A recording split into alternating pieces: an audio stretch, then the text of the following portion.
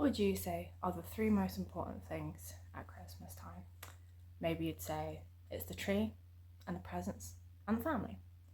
Maybe you'd say food, decorations, and traditions. But I would argue that the three most important things at Christmas are actually the three persons of the Trinity: the Father, the Son, and the Holy Spirit.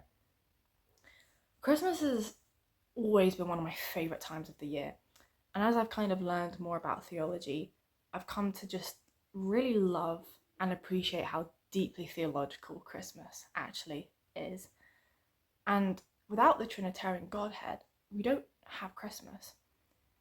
And I think Christmas actually reveals the Trinity, reveals that God is a Trinity. And that's kind of what I'm going to try and discuss today in this video, in hopes that I can sort of just have a different perspective on Christmas and just so I can just talk about two of my favourite things. So, number one, what is the Trinity? The Trinity is a word that is used to describe the idea that God is three in one. He's one God, but he's three persons. Not three different gods, not three separate gods, but one God. Okay? And we understand this as God being one in essence, but three in persons. These persons being God the Father, the Son, and the Holy Spirit. And this is something that is difficult for us to wrap our human heads around. And it's actually an incredible thing that we don't understand, because it makes us appreciate and love God even more. It makes us want to worship him more, and we can just marvel at how wonderful God is. The second section is the history of Christmas. Very short section. A very long time ago, in the year 312, Emperor Constantine in Rome became a Christian, supposedly, and he declared that the Roman Empire was going to be a Christian empire and was going to be the main religion. And he declared that the day we should celebrate Jesus' birth should be December 25th. And it's stuck since then, and we still celebrate it to this day. Creation.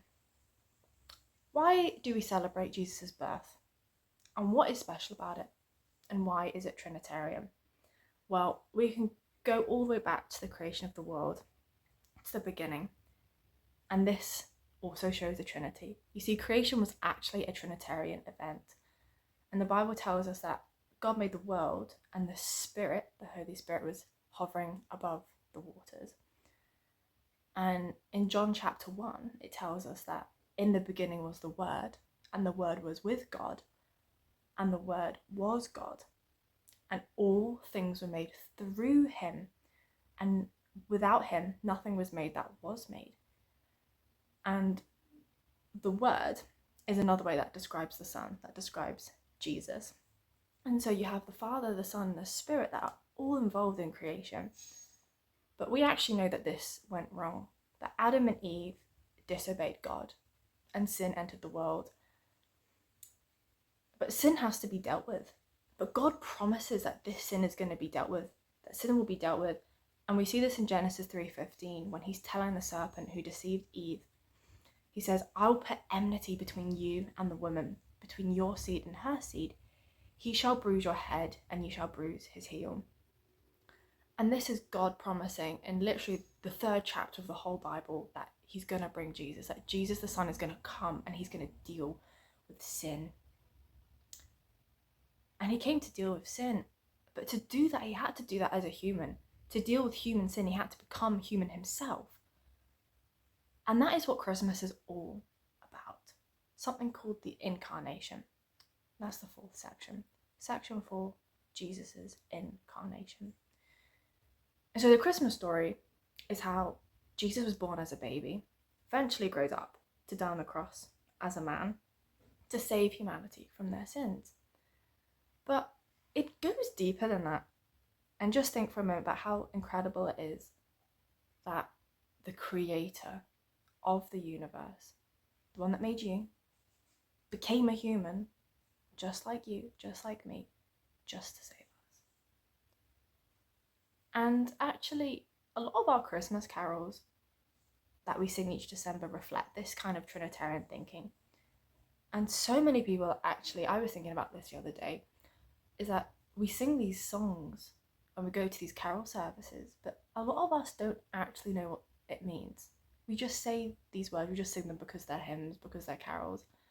And so I want to look at two of some of my favourite theological hymns, just like a couple verses, and just talk about the Trinity. So the first one is O Come All Ye Faithful. And I'll have a look at verse 2. It says, God of God, light of light, lo, he abhors not the virgin's womb. Very God, begotten, not created. Begotten, not created.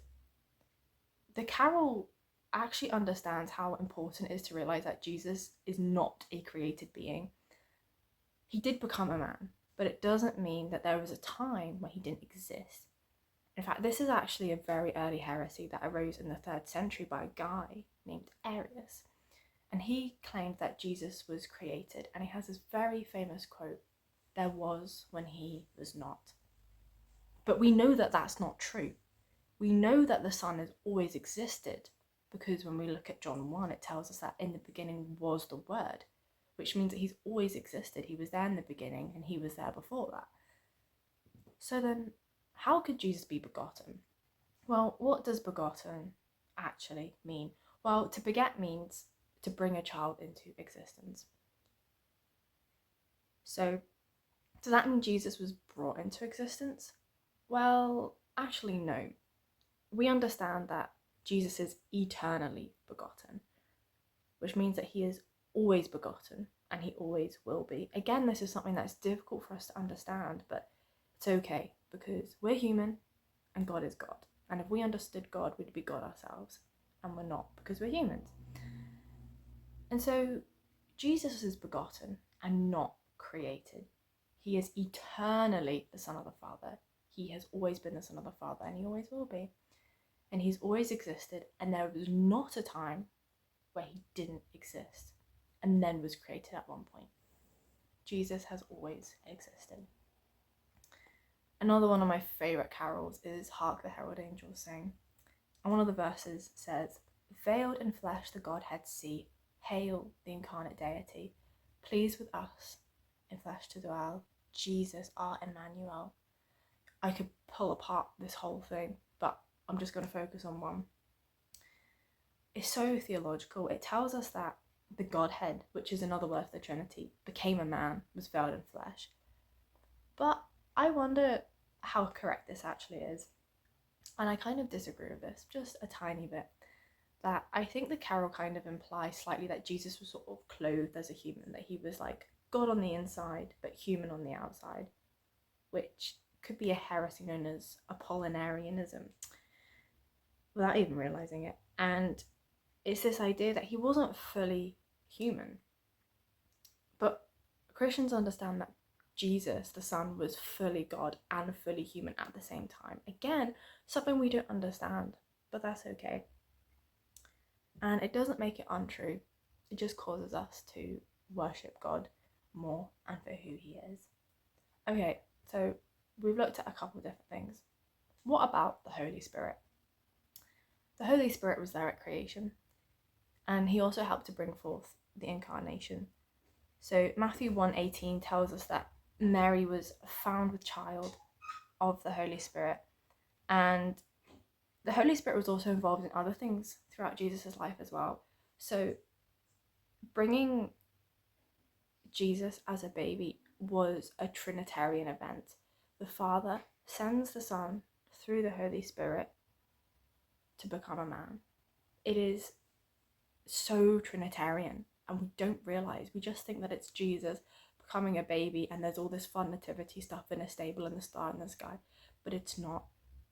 I mean, it is, but it's not just that. It's God showing that he's a Trinity.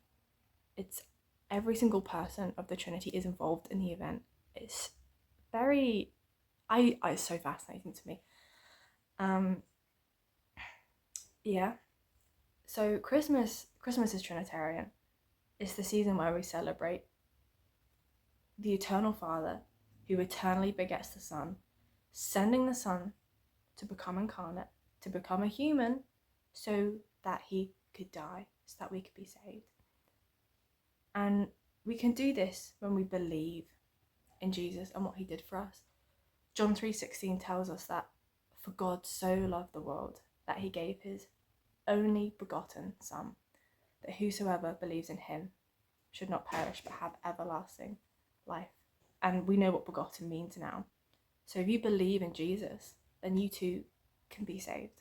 All you have to do is believe that, and that's it. And without the Trinity, we wouldn't have Christmas. And we celebrate Christmas to remember how Jesus came as a human. But we can also celebrate Christmas because it reveals the Trinitarian Godhead. And I just hope this video has helped to just show a couple of those things. So that's all I have on a Trinitarian Christmas. And I hope you'll have a wonderful Christmas. And yeah, bye.